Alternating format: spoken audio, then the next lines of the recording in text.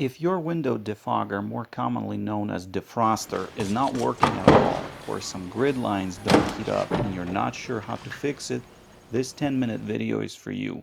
I'm going to show you how to fix broken tabs without soldering, and also how to locate and repair damage in grid lines. It's easy, and if I can do it, you can do it. All I'm going to use is a defogger repair kit you can buy at any local parts store, and a multimeter. Even the cheapest Harbor Freight model will work for this job.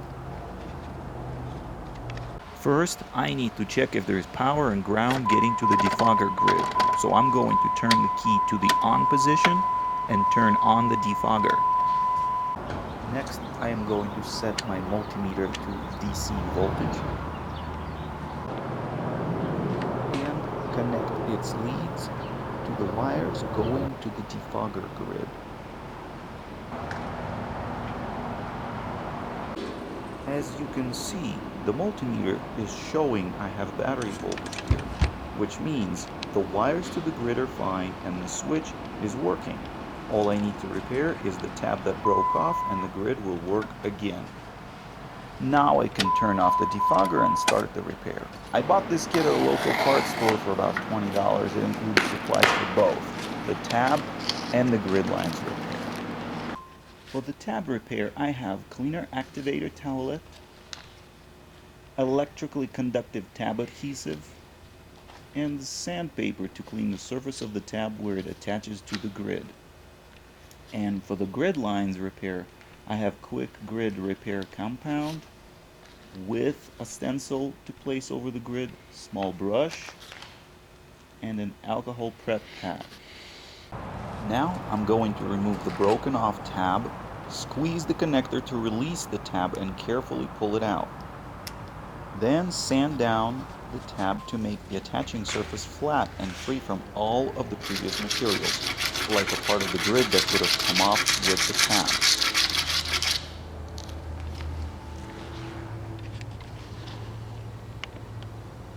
Next, gently pull apart the cleaner activator packet until the green towelette is exposed. Make sure to not touch the towelette, and most definitely don't touch the tab with it. Hold it by the back of the protective foil cover and wipe the area where the tab is to be attached. Don't reattach the tab to the same place it broke off from. Let the activator dry for at least 2 minutes. While we wait, I am going to thoroughly knead the adhesive pouch for a minute or two until the adhesive is of uniform beige color.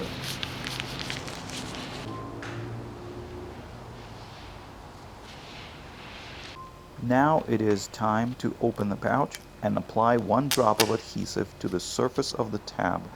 Immediately apply it to the grid and hold firmly for 1 minute.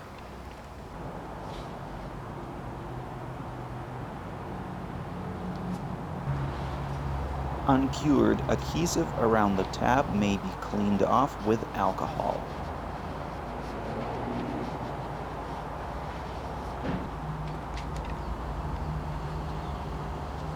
Now I am going to set my multimeter to resistance to check for continuity between the tab and the grid.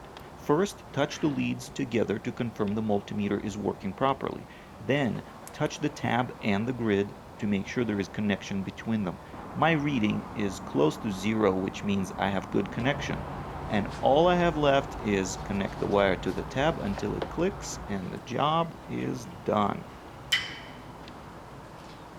Next, I am going to turn the defogger back on and look for broken tabs.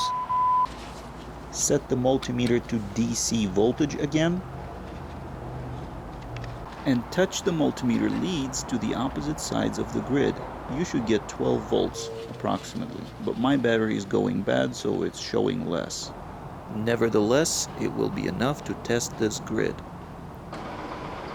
After checking the voltage between the tabs, I am moving one of my multimeter leads to the very bottom grid line. Taking measurements progressing towards the other side of the grid. As you can see, the closer I get to the other side, the lower the voltage becomes, which means this grid line is fully functional and its current flow equipped.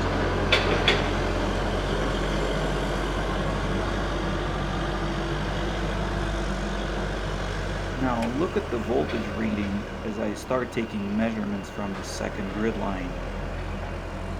It stays the same, which means there is no current flowing through this line.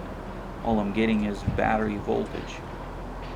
And now it's just a matter of finding where the connection is lost, finding the area where the reading drops from full battery voltage to 0.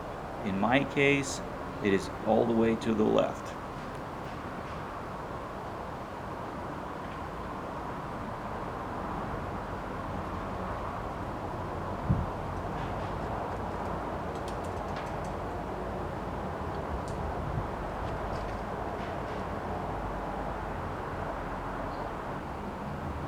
This is the area right here. Now that we know where the problem is, let's turn off the defogger switch and start the repair. First, I'm going to use the alcohol prep pad to clean the surface we're working on.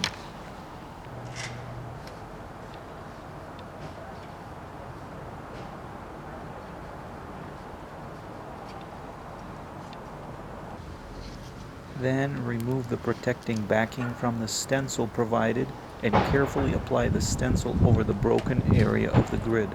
Make sure there is a good seal between the stencil and the glass. Remove all of the air bubbles from under the stencil. Shake the bottle of repair compound and using the small brush provided, apply the compound over the stencil.